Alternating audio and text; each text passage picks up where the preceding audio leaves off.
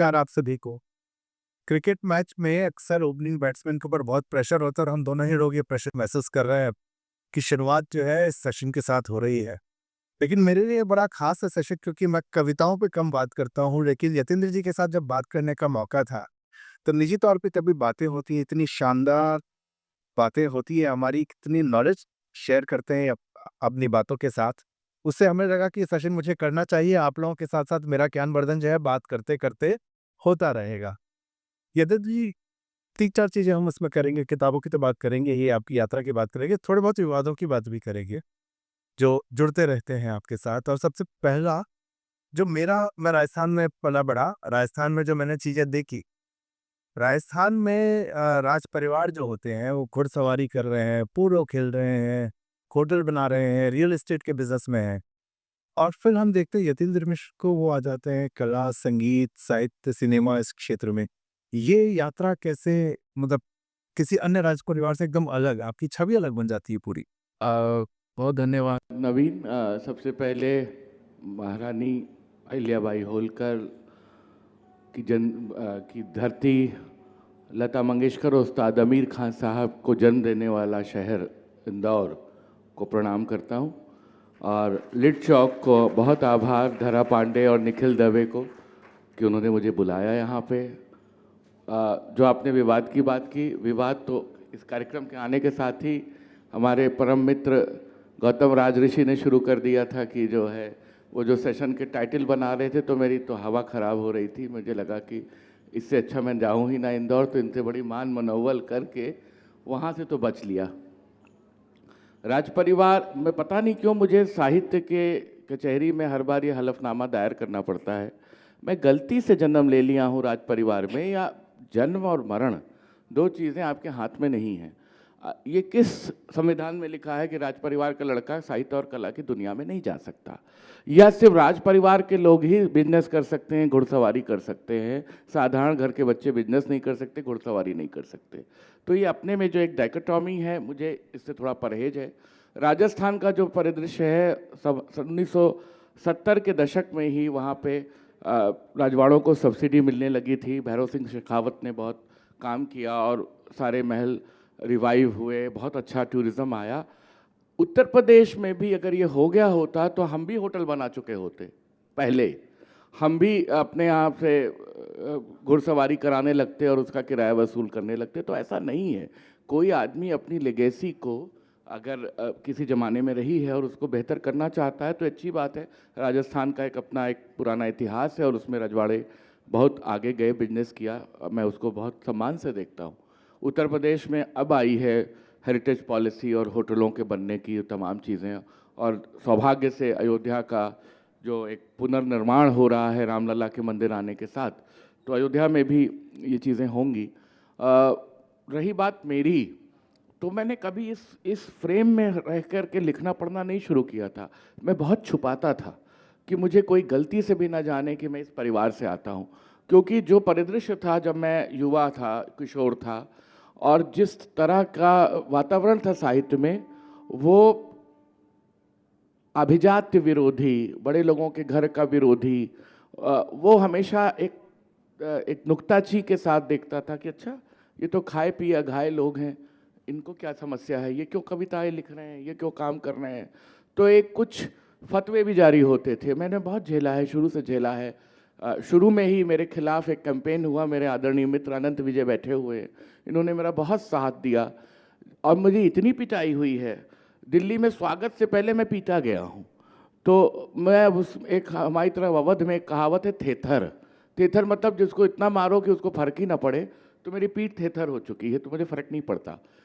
तो अब तो थोड़ा बहुत लोग जानने लगे हैं, तो वो राज परिवार वगैरह पूछते हैं। एक दो जगह मुझे डिस्क्लेमर की तरह एक दो इंटरव्यूज़ में अंजुम शर्मा ने एक बार पूछा, ऋचा अनिरुद्ध ने पूछा, जो डिजिटल प्लेटफॉर्म के इंटरव्यूज़ हैं। मुझे तकलीफ़ होती है इस बात की। मुझे बहुत गौरव है अपने घर में जन्म लेने का, राज परिवार में जन्म लेने का, एक ऐसे समृद्ध परिवार में जन्म लेने का जहाँ साहित्य और कलाओं की इज्जत हुई, जहाँ मेरी दादी खुद बेगम अख्तर से सीखती थी। लेकिन इस प्रश्न से मेरे रचनात्मकता का कोई संबंध नहीं है। मैं अगर किसी प्रोफेसर के घर में जन्म लेता या किसी साधारण बिल्कुल श्रमिक के घर में जन्म लेता तो क्या मेरी रचनात्मकता बड़ी हो जाती? तब मैं खराब भी लिखता तो आप इसलिए नंबर देते कि अरे नहीं साहब ये तो बहुत सर्वहारा से निकल के आ रहा है। और एक बड़े घर से आ गया तो मैं कितनी मेहनत करूं वो आप रिड्यूस करके ही देखोगे, तो ये बात ठीक नहीं लगती। मेरा यतीन्द्र जी से जब पहला परिचय हुआ था तो उस समय मैं नहीं जानता था ये राज परिवार से हैं, और मुझे ये अजीब हो लगेगा लेकिन मुझे लगभग 3 साल लगे पता लगने में कि ये राज परिवार से आते हैं। कारण यही रहा कि जिस प्रेम से ये मिलते हैं, जिस प्रेम से बात करते हैं, जो मिलनसार जिस तरह के हैं, आपको कभी एहसास नहीं होगा कि कोई हमारे तुम्हारे बैकग्राउंड में फ़र्क है। और ये साहित्य जो है मेरे ख्याल से उसकी एक देन है जिसको आपने आत्मसात किया। अच्छा, लेकिन आप जो बार बार आप इस बात से बचते भी हैं कि क्यों मुझे अयोध्या कुंवर कहा जाता है, जो आपके लिए यूज़ होता है, लेकिन कुछ समय पहले एक दैनिक का कार्यक्रम था, ये घटना मैं शेयर करना चाहूँगा। एक दैनिक बहुत बड़े दैनिक का कार्यक्रम था और उसमें एक अभिनेत्री आई थी जिनका रानी के नाम से उनको जाना जाता है, कंगना रनौत। यतीन्द्र जी उनसे बात कर रहे थे और जब यतीन्द्र जी ने उनका परिचय दिया कि ये रानी है तो उन्होंने स्टेज से कहा कि नहीं नहीं हम क्या रानी हैं, असली कुंवर तो ये हैं। उस समय जब आप शर्माए थे, वो शर्माना जो है लगा कि आपने अब पहली बार स्वीकार कर लिया कि हाँ मैं कुंवर हूँ। अब मुझे जब कुंवर कह के ट्रोल करते हैं लोग साहित्य में या पत्रकारिता की दुनिया में, तो उसमें उनके मन में एक दुर्भावना होती है, तो मुझे उससे चिढ़ लगती है।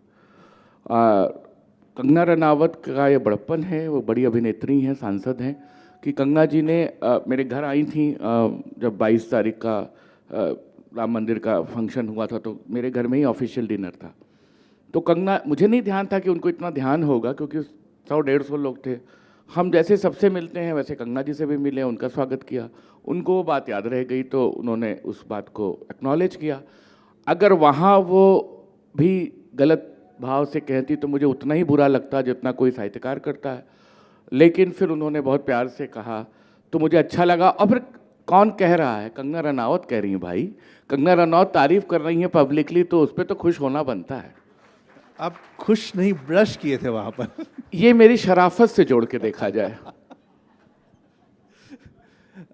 आपकी साहित्य की यात्रा पे हम आए, एक आप डाइवर्सिटी। विवाद पे ही बात करो, साहित्य की यात्रा सब पढ़ लेंगे किताब। साहित्य के साथ ही विवाद आप आता जाएगा मनोरंजन अपने करो लोगों का, वो ज़्यादा अच्छा है। आप। साहित्य के साथ विवाद अपने आप आता चला जाएगा।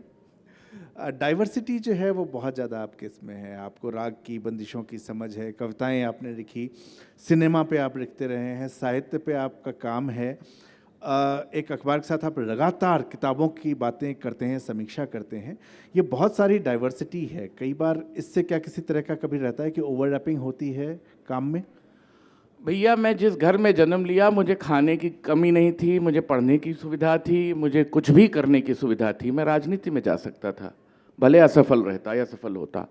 तो मैंने पहले दिन से ही अपने अंदर से सारे ये गांठें तोड़ दी कि मुझे क्या करना है। मैं किसी लेखक संगठन का सदस्य नहीं था, मुझे कोई ठप्पे नहीं लेने थे, मेरा कोई एजेंडा नहीं तय था कि इस साल तक ये कर लेना, उस साल तक वो कर लेना। मुझे जो समझ में आता था मैं करता था। सौभाग्य से मेरे घर में कलाकारों का आना जाना था। बिस्मिल्लाह खान साहब से मुलाकात थी, गिरजा देवी से मुलाकात थी, और मुझ में संगीत की समझ थी, ऐसा मुझे लगता है। तो मैंने उन पे काम किया। जब मैंने गिरजा देवी पे काम किया, उस समय मेरी उम्र 21 साल थी। 1997-98 में किताब आई, तो बहुत लोगों ने नाक भाव सिकोड़ा। मेरे बहुत आदरणीय गुरुवर जैसे लोगों ने मुझे टोका, तुम्हारा दिमाग खराब हो गया है, तुम अब अलीट हो गए हो, अब तुम राग रंग संगीत तो ये कर रहे हो। और मुझे लगा कि किसी पे भी अच्छा काम नहीं है इस तरह से हिंदी में जो पढ़ने लायक हो या पढ़ना चाहिए। और मैं पहले दिन से ये कहता हूँ कि मैं जो काम कर रहा हूँ वो मेरा सच है, वो अंतिम सत्य नहीं है, वो कला की दुनिया का आत्यंतिक सत्य है, छोटा सा सत्य है जिसमें मैं एक भूमिका अदा कर रहा हूँ। सौभाग्य से वो किताब हिट हो गई, लोग पसंद करने लगे। निर्मल वर्मा जैसे बड़े कथाकार ने, जिनको मैं इस पिछली शताब्दी का सबसे महान लेखक मानता हूँ भारतीय साहित्य में, उन्होंने उसकी भूमिका लिखी। मुझे एक चस्का लग गया काम का। बिस्मिल्लाह खान साहब से मिले, सोनल जी से मुलाकात हुई, तो ये होने लगा। ये जरूर हुआ कि उसमें मेरी कविता की धारा अवरुद्ध हुई, हालांकि तब भी 5 संग्रह आ चुके हैं मेरे। सॉरी। तो मैं ये सोच के नहीं लिखता था कि मुझे फला क्लास को खुश करना है, फला पाठक वर्ग बनाना है। एक ऑर्गेनिक ढंग से मेरे पाठक बनते चले गए, मैं लिखता चला गया और मुझे जो काम करने में आनंद आता है मैं वो करूँगा। मुझे कल को समझ में आता है कि मुझे अयोध्या में बैठ के वहाँ के संतों और महात्माओं की जीवनी लिखनी है तो मैं वो लिखने लगूंगा, और कल को मुझे समझ में आता है कि कोई बड़ा राजनेता है, मुझे उस पर बात करनी चाहिए तो मैं वो करूँगा, और मुझे नहीं समझ में आता है तो मैं छोड़ के कोई दूसरा धंधा करूँगा। छोटा काम नहीं करूँगा, सब स्टैंडर्ड लेखन नहीं करूँगा। मेरे गुरु थे कुंवर नारायण, उन्होंने मुझे कहा कि तुम किस लिए साहित्य में आए हो? मैंने कहा कि क्रांति करने, जैसे 20 साल की उम्र में आप क्रांति करने लगते हैं। तो उन्होंने कहा शांति से बैठो, जो देश रामायण महाभारत से नहीं बदला, गीता से नहीं बदला, महात्मा गांधी की आत्मकथा से नहीं बदला, उसमें तुम कहा क्या क्या चेंज कर दोगे? तो मेरी बिल्कुल मतलब जिसे कहते हैं कि मैं अपने में बिल्कुल छोटा हो गया। मैंने कुंवर जी से कहा तो क्या करना चाहिए, आप क्यों लिखते हैं? बोले मैं इसलिए लिखता हूँ कि खुद को बेहतर बना सकूँ, मैं अपने अंदर परिवर्तन कर सकूँ। तुम अपने को चेंज कर सको ये बेहतर है, तुम धीरे धीरे मनुष्य हो सको ये ज़्यादा बेहतर है बनिस्बत कि तुम एक दिमाग में टारगेट करो कि साहब इनको खुश करना है या इनको महान बनाना है। तुम्हारे लेखन से अगर एक प्रभावित हो गया तो बड़ी बात हो जाएगी। उस बात को मुझे शुरू में ही समझ में आ गया। जब मुझे भारत भूषण अग्रवाल पुरस्कार मिला तो मुझे बद्रीनारायण और आर चेतन क्रांति को पहली बार साहित्य अकेडमी बुलाया गया। ये वो दौर था जब गोपीचंद नारंग जी का विरोध हो रहा था और के सच्चिदानंदन ने मुलाकात में हम तीनों का कविता पाठ कराया, क्योंकि मुझे 2004 में भारत भूषण मिला। बिल्कुल नया नया कवि अयोध्या से निकला हुआ, भारत भूषण पाया हुआ, साहित्य अकेडमी में कविता पाठ करने जा रहा तो दिमाग खराब था। पहली बार आया, ऐसी में रुका। गौतम जी सुनिएगा, ये मैं और बद्रीनारायण को रूम शेयर कराया गया। हम लोग गए और बद्री अपने पूरे बद्री वाले भाव में थे, मैं बहुत अकिंचन सा कवि बैठा था। हम लोग जब पहुंचे तो 12 या 15 लोग सुनने वाले थे, तो मुझे लगा कि ये कुछ संख्या कम है शायद, कोई बात नहीं 12 ही लोगों को सुनाएंगे, साहित्य अकेडमी में सुना रहे हैं। कविता पाठ हो गया, सब हो गया, आर चेतन क्रांति निकल गए। चूँकि हम लोग बाहर के शहर से गए थे तो सच्चिदानंदन जी अपने कमरे में ले गए कि वो कुछ जो आपका TADA वगैरह भरा जाता है वो सब मुझे कुछ भरना नहीं आता था। मैंने कहा आपके ऑफिस वाले जो भर दें मैं साइन कर दूंगा। चाय पिलाने लगे। के सच्चिदानंद इज ए ग्रेट पोएट, शानदार आदमी। तो सच्चिदानंद जी से मैंने पूछ लिया, मैंने कहा सर आज कुछ संख्या कम थी क्या?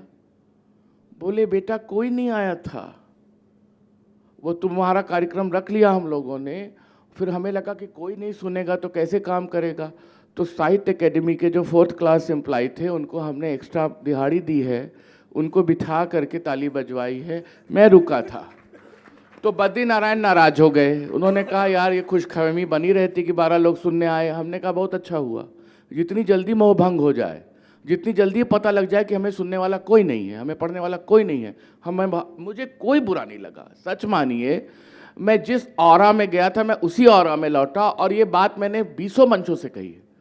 तो जिस कवि को पहली बार सुनाने के लिए किराए के श्रोता बुलाए जा रहे हों, क्या फ़र्क पड़ता है उससे? तो मुझे नहीं लगता है कि साहित्य की दुनिया में आकर के आप या कला की दुनिया में आप आके कोई क्रांति करते हैं, अपने आप बनती है बात। लता मंगेशकर जी से मैंने पूछा, बड़े बड़े सवाल किए सब लता सुरगाथा में, तो मैंने उनसे पूछा कि आप इतनी महान हो जाएंगी इसका इल्म था आपको?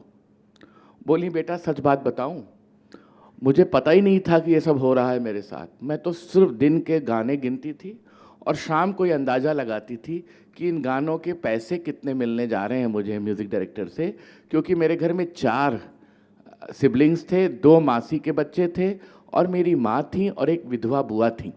8 लोगों का परिवार मुझे चलाना होता था। तो जिस दिन 7 या 8 गाने रिकॉर्ड होते थे तो मुझे खुशी मिलती थी कि आज मैं बाल मतलब हृदयनाथ मंगेशकर के लिए मैं आज दूध के साथ बिस्किट भी ले जा सकती हूँ।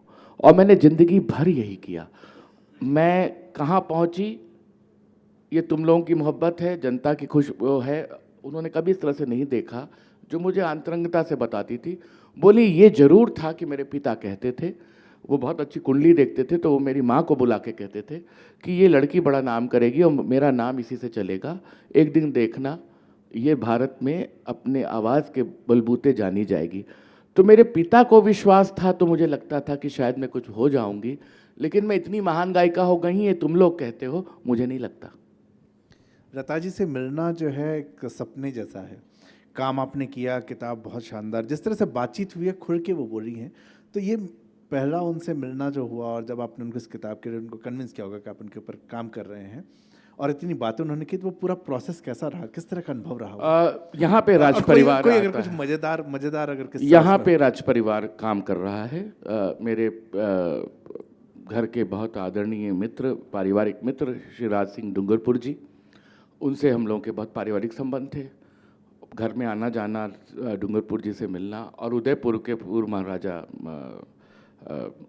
लक्षराज के पिता महाराणा श्री जी अरविंद सिंह मेवाड़, तो इनके यहाँ बहुत आना जाना था। और लता जी को पहली बार लाइफ टाइम अचीवमेंट पुरस्कार देने के लिए मेरे पिता को चीफ गेस्ट बनाया महाराजा उदयपुर ने। मेरे पापा के, मैं बचपन से जुनूनी था लता मंगेशकर प्रेम में पागल, हर कोई दूसरा होता है जो संगीत प्रेमी होता है। तो मेरे पिताजी ने राज सिंह डूंगरपुर से कहा कि मेरा बेटा लता से मिलना चाहता है और आज तो समा नहीं है, आप मुझे मिलवा देंगे क्या? ये बात है सन 2001 या 2 की।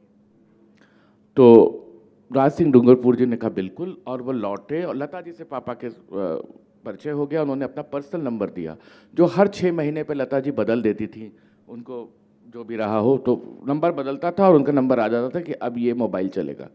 तो लता जी ने कहा ये मेरा पर्सनल नंबर है और बेटे को दीजिएगा, अगर आपका बेटा मुझे इतना मानता है तो मुझे बात करेगा।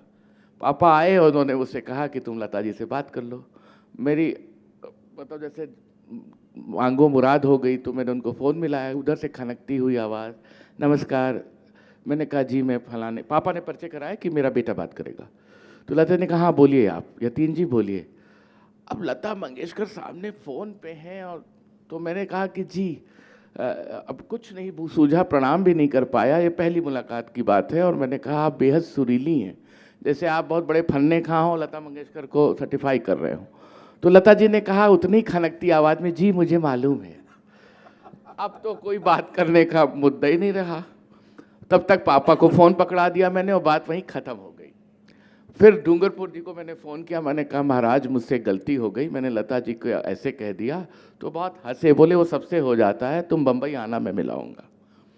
बम्बई जाना नहीं हो पाया, फ़ोन पे बात होती रही, फ़ोन पे बात होती रही। फिर एक दिन मैंने डरते डरते कहा कि दीदी मुझे आप पे किताब लिखनी है। तो बोली वो तो नसरीन मुन्नी कबीर की किताब आई है, आप उसका अनुवाद कर दो। तो मैंने उनसे, तब तक बात होने लगी थी, तो मैंने कहा कि वो किताब का अनुवाद मैं नहीं करूँगा, वो मुझे किताब पसंद नहीं है। तो बोली क्यों, आप लिखना चाहते हैं इसलिए? मैंने कहा नहीं, उस किताब में डर डर के सवाल पूछे गए। तो उधर से थोड़ा सा एक तल्ख आवाज़ में लता जी ने कहा कि डर डर के मतलब? मैंने कहा मतलब वो जो सवाल कर रही हैं उसका आप जवाब दे रही, फिर दूसरे सवाल कर रही, सवाल प्रश्न से प्रतिप्रश्न नहीं बन रहा। कोई ऐसा सवाल नहीं कर रही हैं जो लता मंगेशकर ज्ञान में इजाफा करे। और माफ़ करिएगा, मैं आपके बारे में जितना जानता हूँ वो किताब मेरे ज्ञान में 1 पैसे का भी इजाफा नहीं करती। बोली अच्छा, अगर आप मेरे पर किताब लिखेंगे तो क्या पूछेंगे? तो मैंने कहा दीदी वो तो जब आप मौका देंगे तब बताएंगे। बात आई गई हो गई, होली दिवाली में बधाई देना, ये करना वो करना, ये सब चलता रहा। एक दिन मेरे भाग्य का पिटारा खुला। 80 साल की वो होने जा रही थी, ये 2009 की बात है। तो उनके सेक्रेटरी का फ़ोन आया कि लता जी बात करना चाहती हैं। अच्छा, लता जी अक्सर लैंडलाइन से ही बात करती थी, कभी कभी मोबाइल पे बात करती थी। मैंने कहा बात कराएं। बोली बेटा वो मेरी एक एल्बम LP रिकॉर्ड लॉन्च हो रहा है 80 गानों का, HMV कर रहा है, उसके CD भी बनेंगे। एक गाना HMV के स्टोर में नहीं है मुझे, लेकिन वो जिस समय का गाना है पता नहीं आपको मालूम है क्या? हमने आप पूछिए, मैं कोशिश करता हूँ।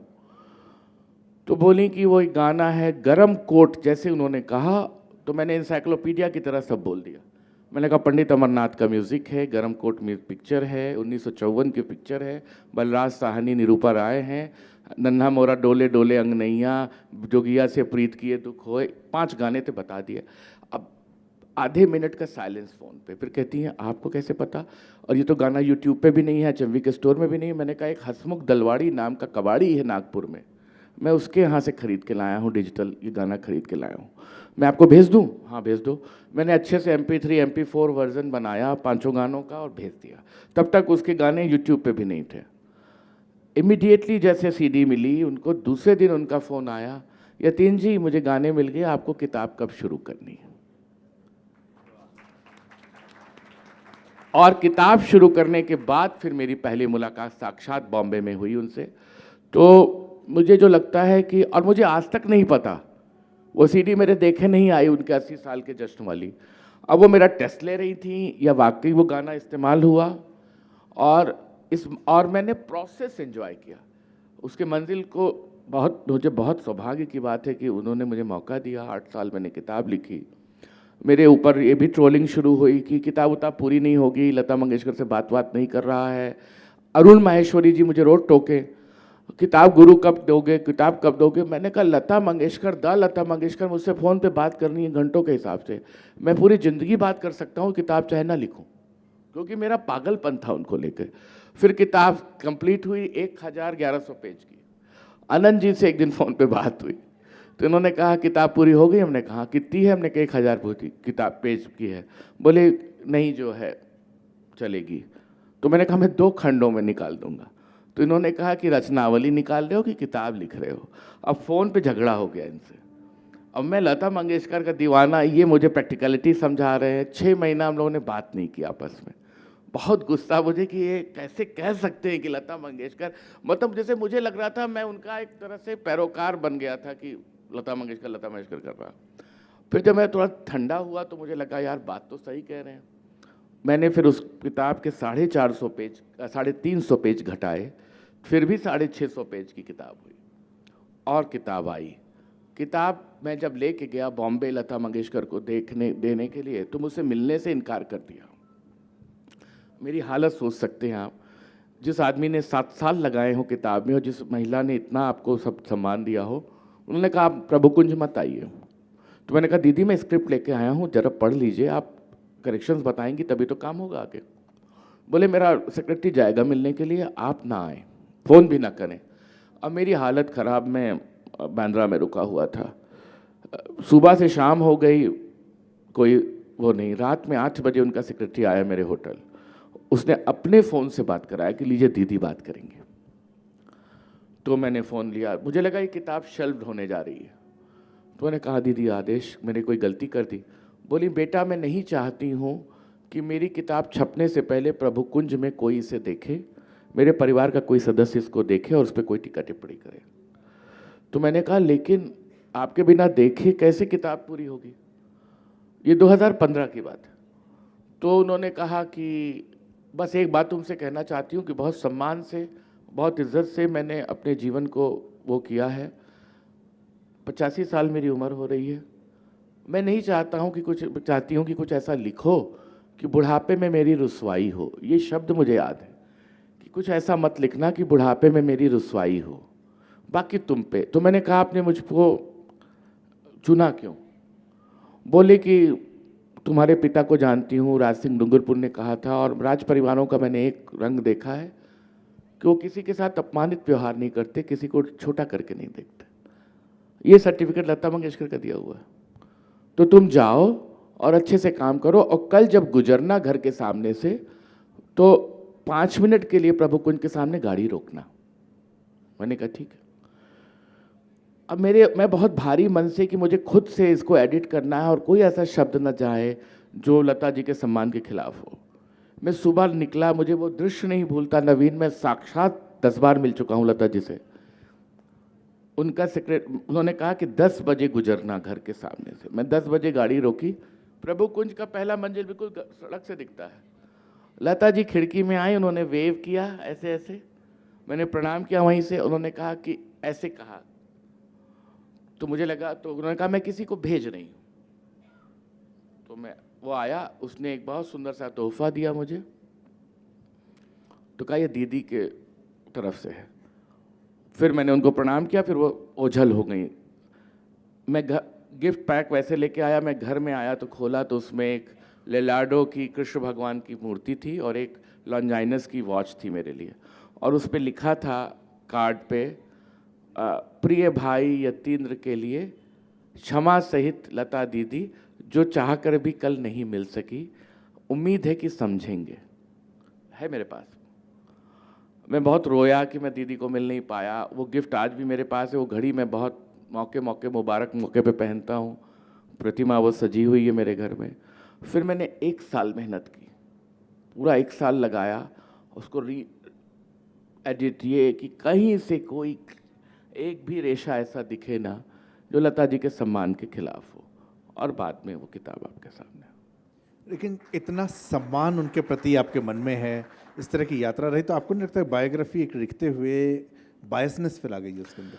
ऐसा है, मैं 100 जगह ये कह चुका हूँ, मैं बायोग्राफी नहीं कर रहा था। वो किताब वो बायोग्राफी की तरह ट्रीट की गई है। वो किताब है लता मंगेशकर की सांगीतिक यात्रा। और बायोग्राफी का एक कतई मतलब नहीं होता है नवीन जी कि आप किसी के जीवन के अंतरंग के कोने अतरे में झांकें और पता करें कि ये किसके साथ बात करता था, ये किससे नफरत करता था, किससे खुश होता था। ऑटोबायोग्राफी में ये होना चाहिए कि आदमी निर्ममता से अपनी बात कहे। बायोग्राफिकल स्केच में मैं लता मंगेशकर को साहित्यिक भाषा में परोसना चाहता था, उस एनालिसिस को करना चाहता था कि कैसे उन्होंने सांगीतिक विकास किया, कैसे भारत के सांस्कृतिक निर्माण में सन 47 से लेकर के और बाद तक लता मंगेशकर छाई रही परिदृश्य पे, किस तरह से वो षडज और ऋषभ में अंतर करती थी, क्या डिफरेंस था शंकर जयकिशन की टेक्निक में और एस डी बर्मन की, जो कभी नहीं हुआ था। मैंने ये दावा नहीं किया कि वो अल्टीमेट बायोग्राफी है, मैंने ये दावा नहीं किया कि ऑथराइज बायोग्राफी है।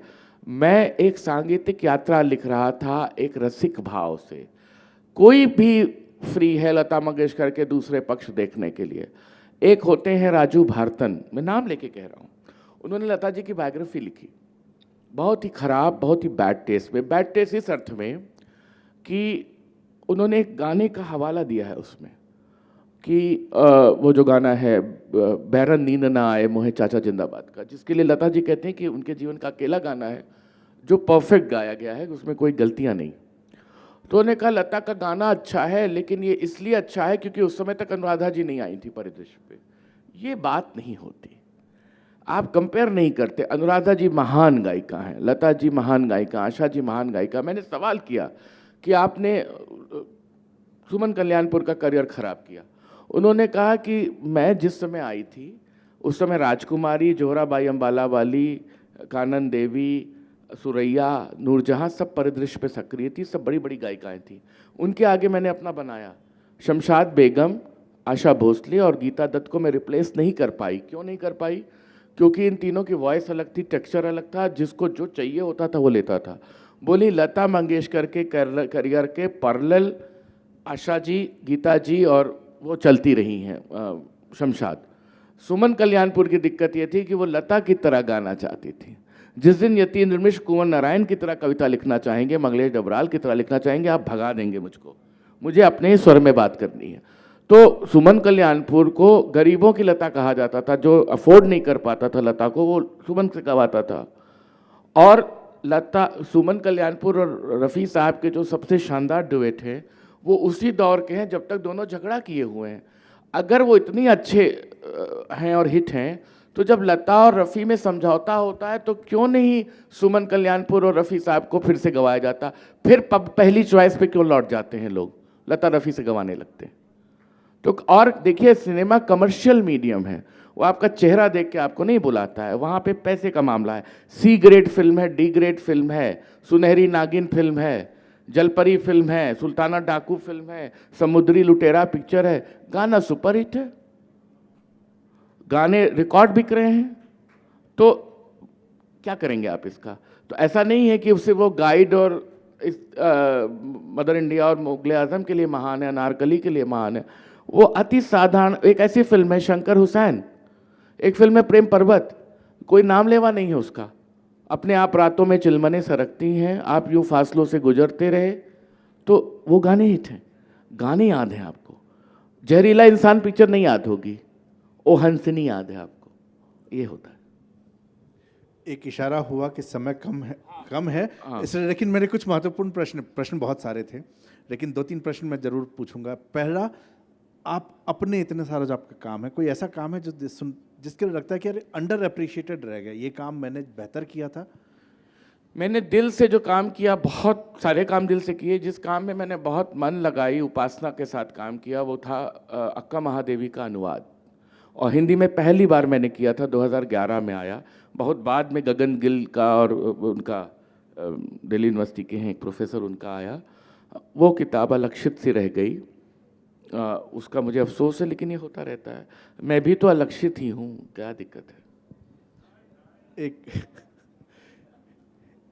विवादों पर फिर से आते हैं। आप हम तो विवादों पे ही बात करना चाहते थे, अब आप नहीं, कला साहित्य की बात थी, विवाद साथ में आते हैं।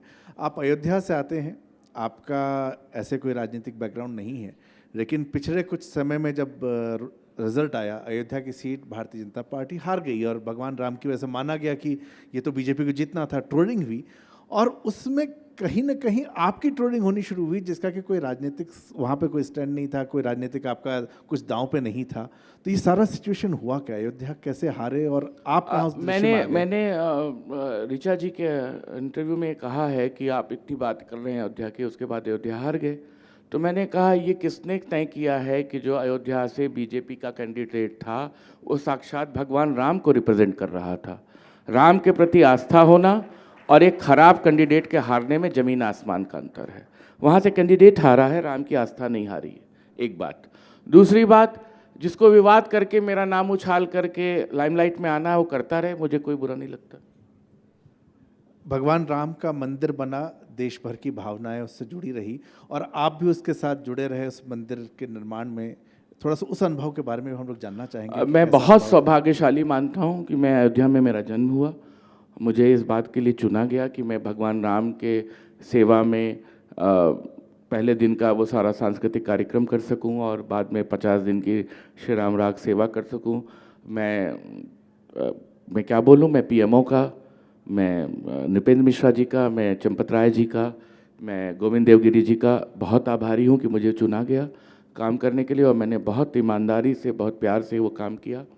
नृपेंद्र जी ने मुझे अपना एक सहायक के रूप में रख रखा है आइकोनोग्राफी के काम में, सब में मैं भक्ति भाव से करता हूँ। मेरे पूर्वज महाराज मान सिंह जो दिजदेव जी थे, सॉरी सर प्रताप नारायण सिंह ददुआ महाराज, वो अपने जीवन में चाहते थे कि राम मंदिर बना के जाएं जब वो थी राजशाही थी, लेकिन कम उम्र में उनका देहांत हो गया और वो मंदिर निर्माण नहीं कर पाए और देश भी आज़ाद हुआ और राजशाही बदली।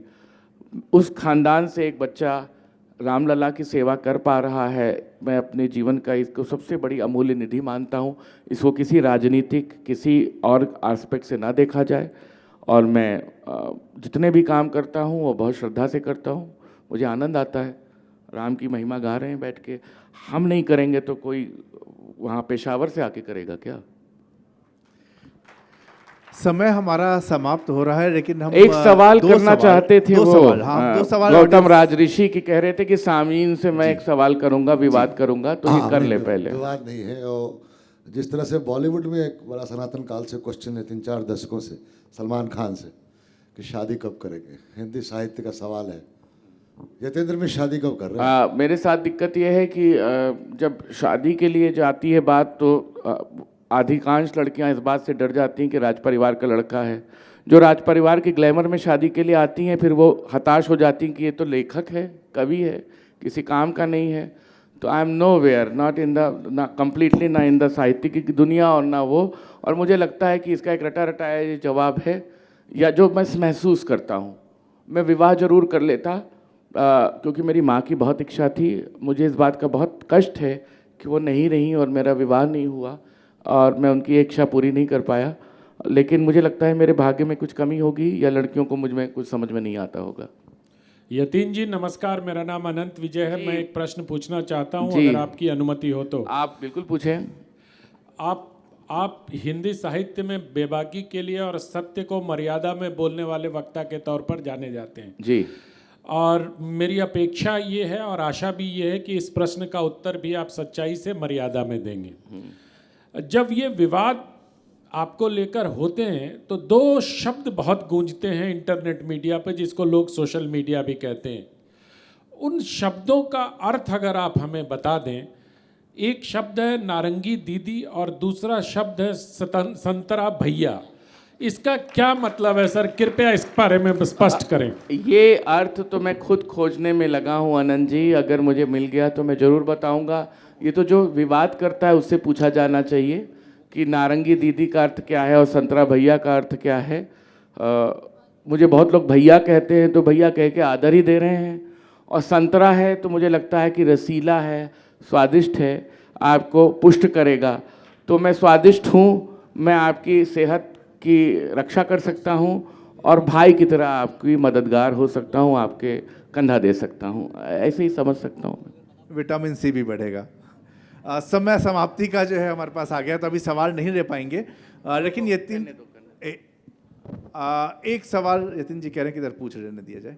वो बार सीनियर जी, ये आखिरी सवाल जी, बाद में मुझे नीचे पूछ लीजिएगा।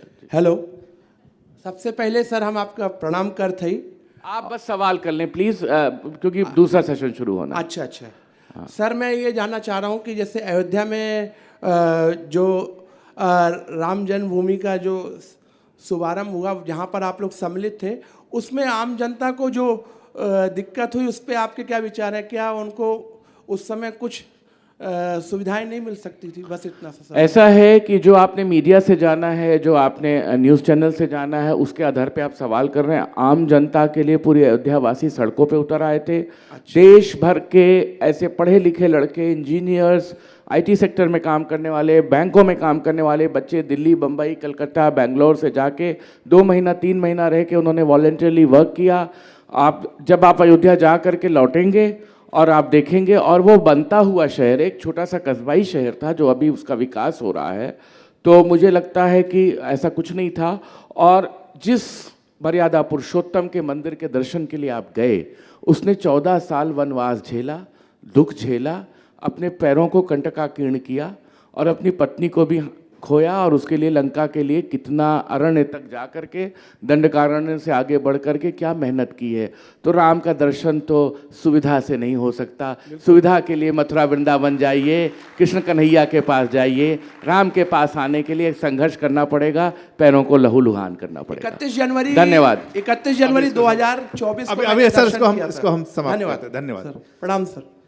तो आप सभी का बहुत बहुत धन्यवाद। ये सेशन यहाँ पर समाप्त होता है। यतीन्द्र जी से बातें इतनी बढ़िया होती हैं कि ख़त्म करने का मन नहीं करता, लेकिन अगला सेशन भी होना है। और बात यतीन्द्र जी के साथ थी और अयोध्या की बात थी, तो एक बार जोर से सब बोले, सियावर रामचंद्र की जय। बहुत धन्यवाद लिट चौक। और मैं कहूँगा, ये बहुत प्यार से मॉडरेटर की भूमिका में है। ये हमारे समय के बहुत अच्छे रचनाकार हैं, हमारे मित्र हैं, बराबरी के हक पे हैं। बस ये है कि आज इन्होंने ये मॉडरेशन किया, ये मेरे लिए सौभाग्य की बात है।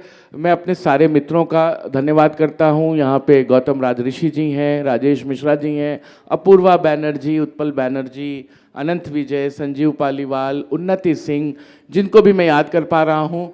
मुझसे आज शायद नहीं है, लेकिन आशुतोष दुबे, अंबर पांडे, सबको धन्यवाद। और विशेष रूप से इंदौर को, धरा पांडे और निखिल दवे, धन्यवाद।